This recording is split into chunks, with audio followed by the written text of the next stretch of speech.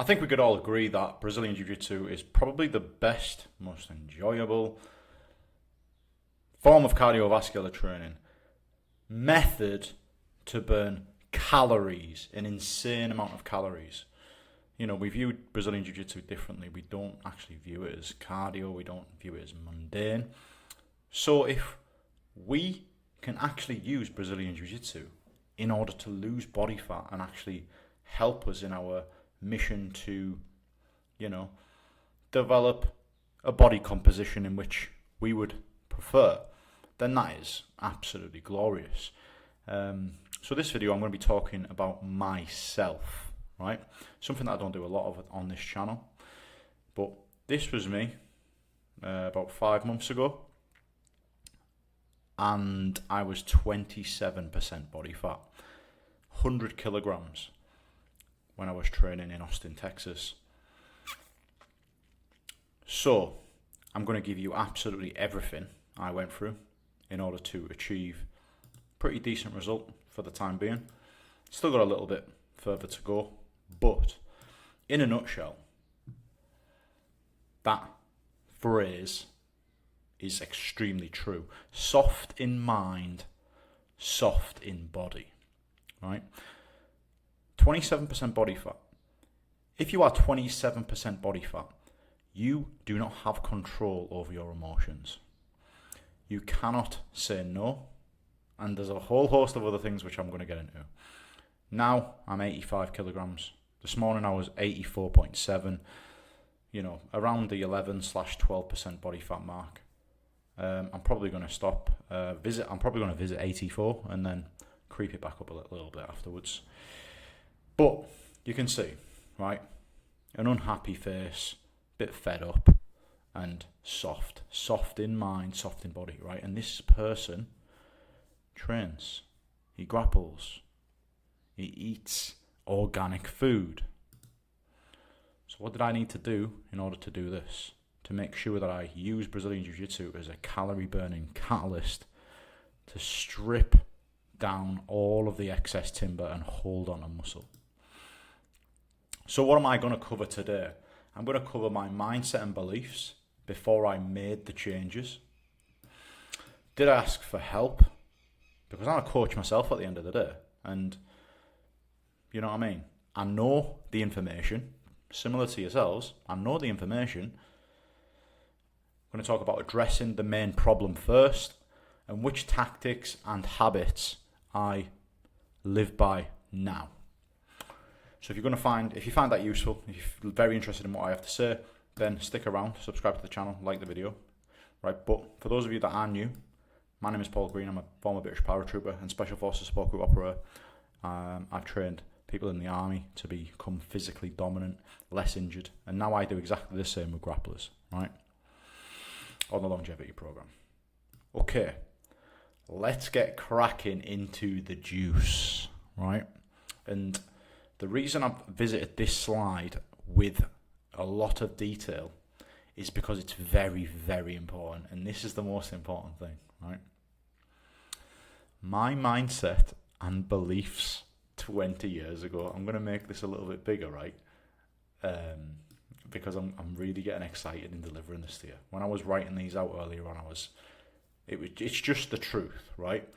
And I want you to think, do you currently think these things and tell yourself these things every single day, right? So, my mindset and beliefs, which is the way I thought and the way I problem solved up until I decided to make a change to my personal standards. I looked in the mirror. When I seen this, I said to myself, I look good. I said to myself, I don't need to track my food. I said to myself, I don't need help. I can do it on my own. I have the knowledge. I know how to train. I'm grappling at fucking Kingsway. I lift weights. If it's organic, I can eat as much of it as I want.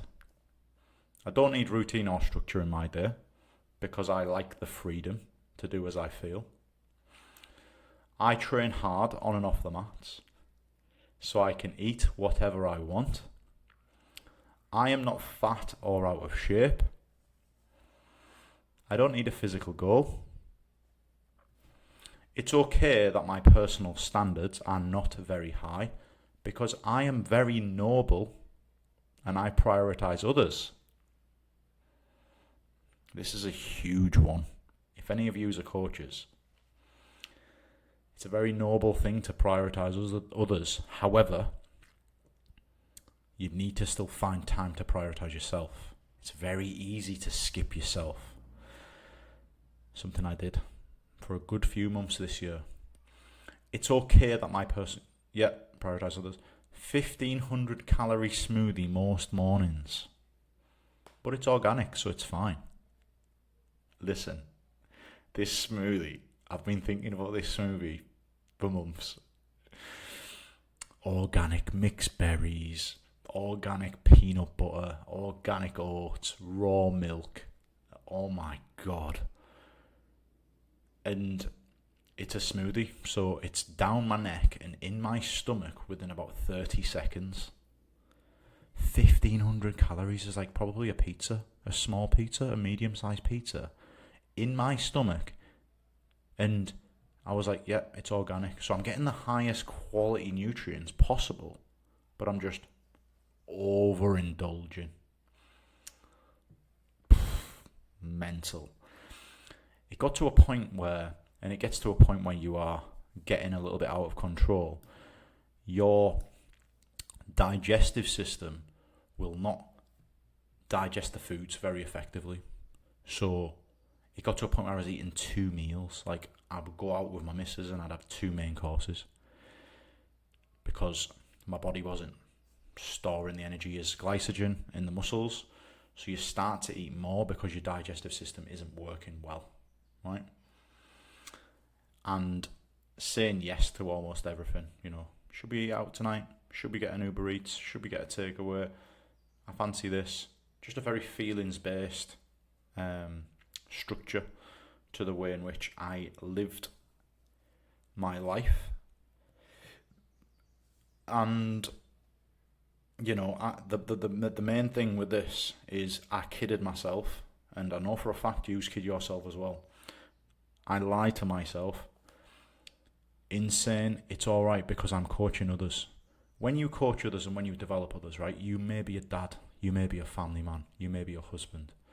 If you're, leading your family through various ways, taking them to football, taking them to their hobbies, doing the school run, helping them with homework, you will lie to yourself and say it's okay that my personal standards will slip because I'm prioritizing this.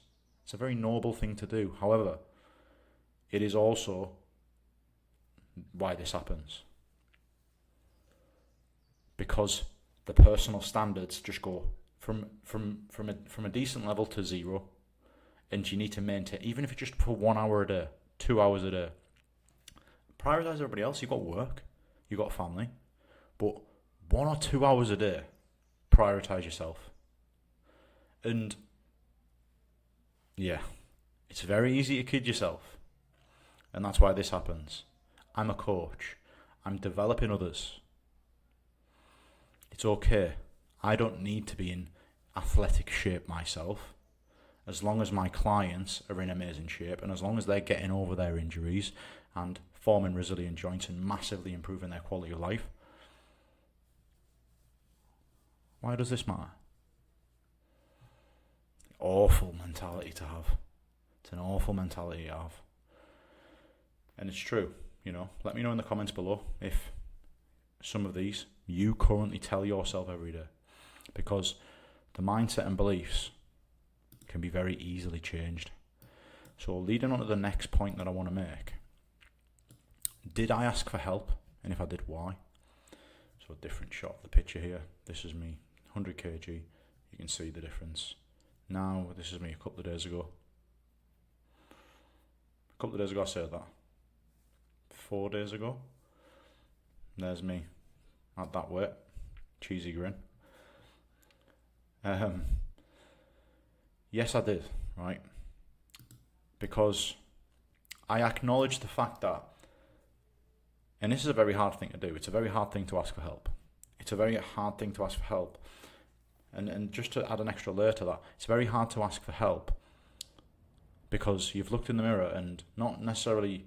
Listen, I was training. I'm eating. Most of my diet's organic food. I'm training weights 3 or 4 times a week, and I was grappling 3 or 4 times a week as well. So I could easily kid myself in that realm and say, look, I'm a fucking absolute specimen. I'm fit, I'm strong, my joints feel great. However, it doesn't look like it, does it? Do you know what I mean? Look at my fucking chin. Horrendous, right? So, again, another reason I could kid myself is I was building a business, and I was so focused on building my business. I was neglecting myself badly. I was literally running myself into the ground on my laptop, 12, 16 hours a day, 7 days a week, and just being like, look, I need to work. Instead of stopping, put my laptop down, stopping replying to emails, check-ins with my clients, and going to the gym and doing my bit and maintaining my personal standards, I wasn't doing that. I was just choosing to work more. And you could argue that my business prospered for that. However, this is not acceptable. And this happens to men.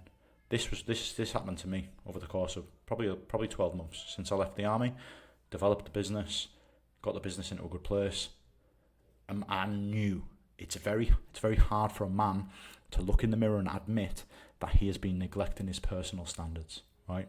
And that is exactly what I needed help with. So yes, I brought in a coach to help me out with this stuff because I fucking cared, and I needed help and I needed assistance, because the reality of the situation was, if I didn't need help, I wouldn't look like this. Do you know what I mean?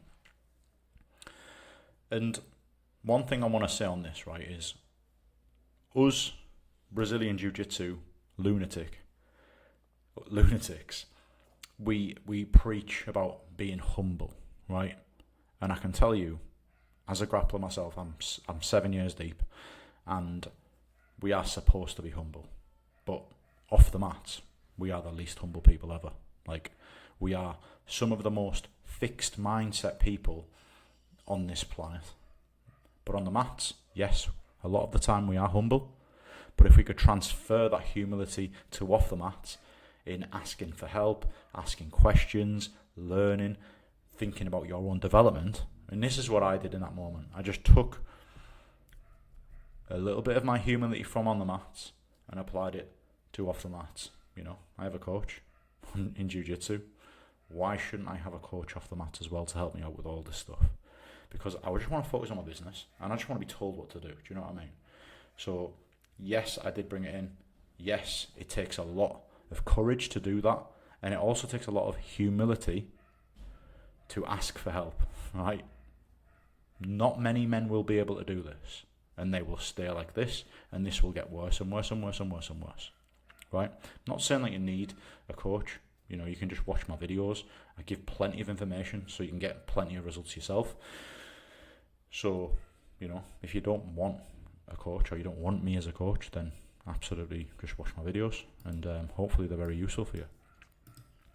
But I made that decision because I wanted to get the best results in the shortest possible time for him. Do you know what I mean?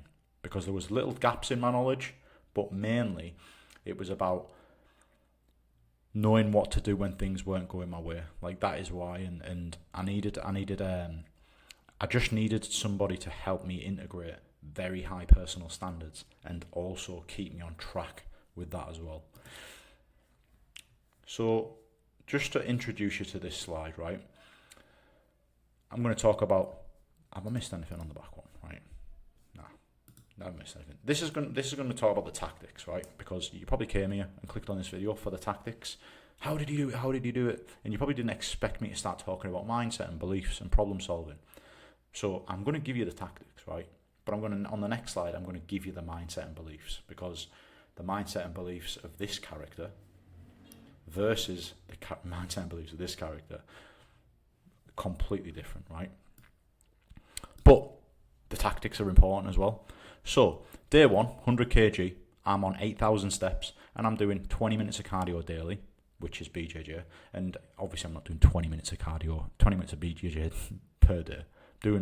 I'm doing like, I don't know, 2 or 3 sessions per week, right? So that then becomes 140 minutes total for the week, which is 2 hours, right? However, we know that Brazilian Jiu-Jitsu is sometimes sat watching. It's not always the full session time is actually cardio. What I always say with this to my clients on my program is, if it's an easy session, just chop it in half and class half of that as cardio. If it's a hard session, do 3/4 of the session total, right? And this is what I did here. So I was at Kingsway for 3 sessions per week, and that was ticking the cardio box, right? I was lifting 3 times a week at the start, and I was on 2,650 calories, so a decent amount of food.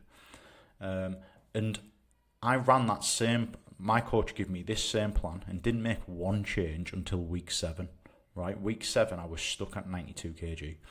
The first week, I went from like 100 to 98, and then every week after that, it was 1 kg drop. The change that he made, and this is exactly the same change, we have the same system with regards to recomposition of our clients. He added cardio. He went from 20 minutes to 30 minutes. That was the only change. Now, the reason I'm going to mention this is a good coach will increase output before they reduce food, because if you keep food as high as possible, you keep performance as high as possible on all fronts, both on and off the mat, in the weight room. And if you want to lose weight, you want to keep muscle. You don't get to keep muscle if you're mincing in the gym.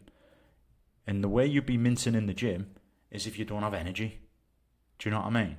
So I've managed to build and hold on to a lot of muscle and probably gain a lot of strength during this process.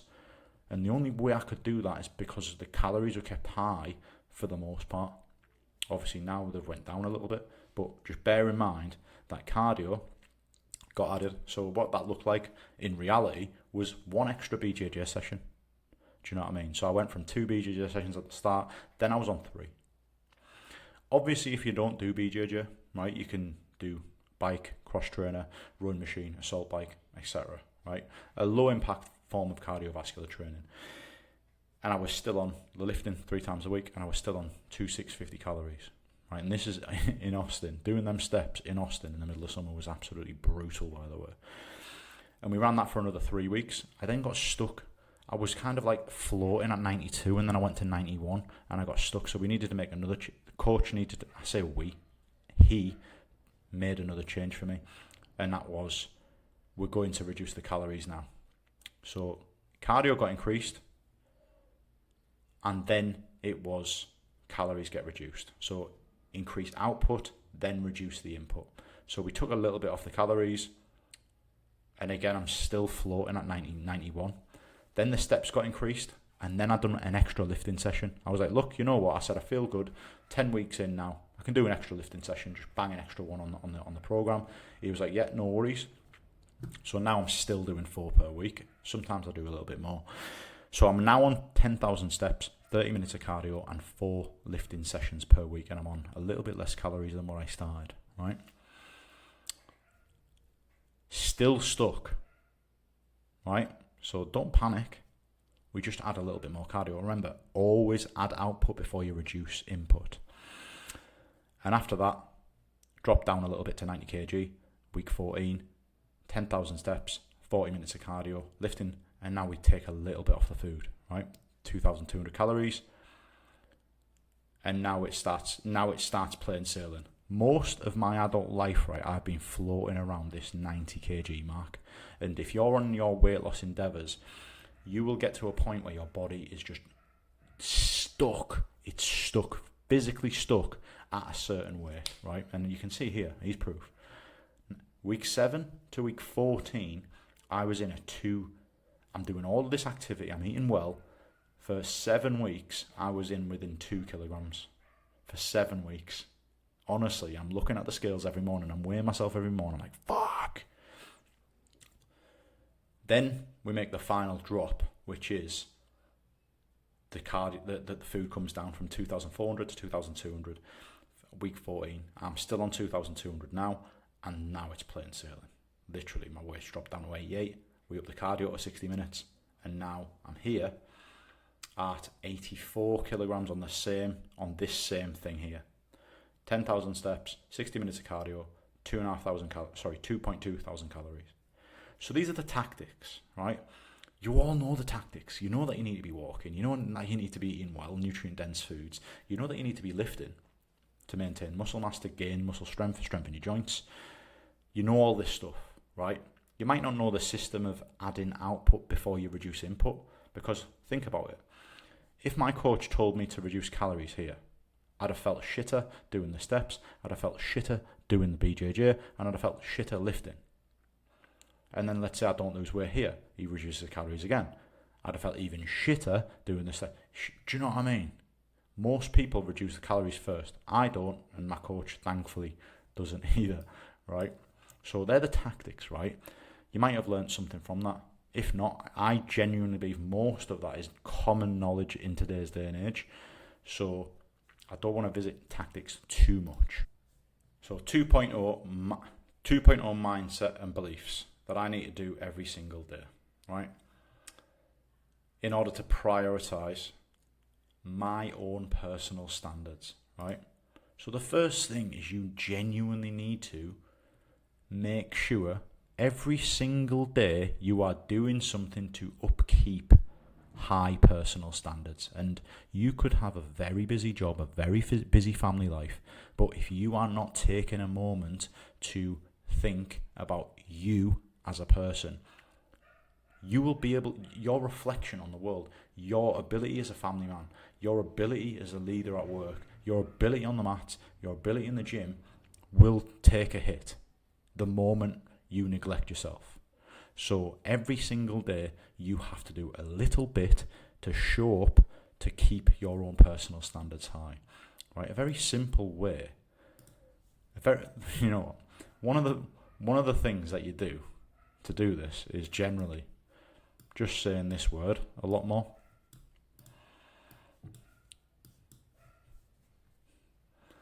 Saying no more often will genuinely improve your own personal standards, because you've got your own, you know what you need to do. It's just your ability to stick to something consistently for a long enough time. Now, when you've got your missus that wants a takeaway, or she's brought you a sandwich or whatever, it's just like, you've got a choice to make whether you eat it or just say no.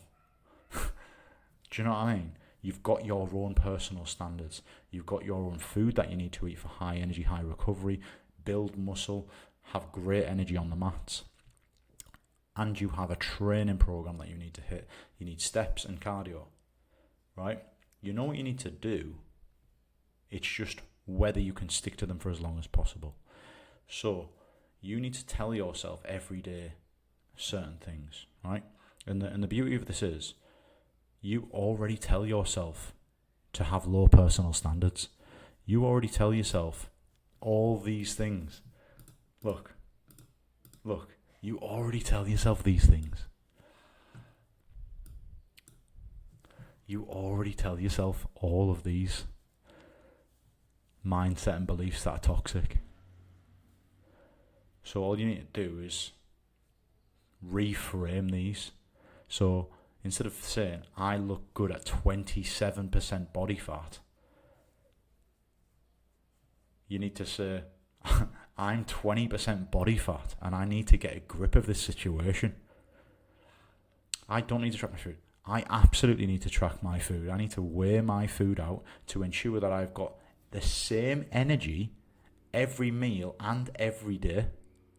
It's the only way to create consistency. I'll tell you this, right? I'm currently in a calorie deficit. God knows how much of a calorie deficit I'm in. However, my energy is unbelievable every day because I'm eating nutrient-dense foods, right? So I'm not treating it. It's not diet. It's food that I'd normally eat.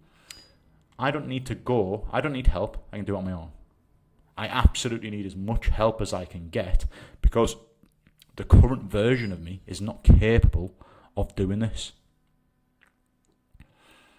I don't need routine or structure in my day. I absolutely need structure. And I need to know what time I need to eat my meals to have best energy when the most important part of my day actually comes in. That is usually around your training sessions. Eating around your training sessions is usually the most important part of your day with regards to feeding. I need to know what time I'm doing my steps. I need to know what time I'm doing my cardio. So this is all your personal standards. The standards, the rules, the values in which you live by. I train hard on and off the mat so I can eat what I want. I want to bank my gains so I will eat well, so that I can showcase my hard training on and off the mats. I'm not fat or out of shape. I'm just 27% body fat. I'm absolutely fat and out of shape.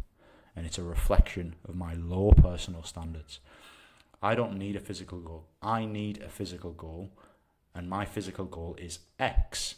My physical goal, for example, it was 60 kg dumbbell press, 50 kg dips, 40 kg chin up. I've achieved the dips. There's no gym where I'm currently at that has 60 kg dumbbells. I'm not that strong yet. 40 kg pull up was one of them, and 120 kg deep Smith machine back squat. Not quite there yet, but I'm hoping to get closer to them goals by the end of the year. So yes, you need a physical goal. And also another physical goal of mine was 10% body fat, which is about 84 kg. It's okay that my personal standards are not very high because I need to prioritise others. That is absolutely fucking embarrassing. I need to upkeep my personal standards in order to be a good role model for every single person I'm surrounded by. 1500 calorie smoothie, it's organic, it's fine. Try and eat organic, if possible, but don't overindulge in crack cocaine smoothies and think it's healthy. 2 meals a day in one sitting, embarrassing. Just improve the quality and how much fibre and how much nutrients are in the meal. You don't need 2 meals. Improve your ability to digest high quality foods. Saying yes to everything. Start saying no to a hell of a lot more things. But it doesn't just stop there, right? You need to actually go one step further with this. And you need to say to yourself some affirmations, right? I am optimistic. I am a role model for my family. I am confident in where I will be in 12 months. These are mine. These are what I tell myself every day. I like doing the hard thing because I know for a fact it's going to pay off in the future. I like doing this because it helps me connect with my clients on a deeper level that are going through similar missions. These, you don't need many, right? It's just you have a choice, right? You have a choice whether to be this person or this person, right? And the choice in which you're currently making is a choice to be this person. You tell yourself hundreds of times per day that it's okay, I look fantastic. I am fat and that's fine. I am unhealthy and that's fine. My kids drink cans of Coke and that's fine. I stay up till the early hours on my phone watching Netflix, playing online games, and that's fine.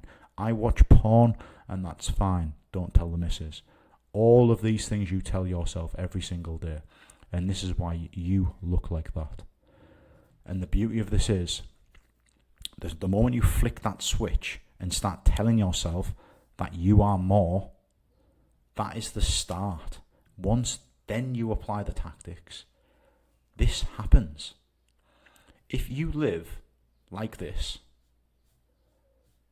it's just a result of how you live and how you think and how you problem solve. I can tell you, I've told you the tactics.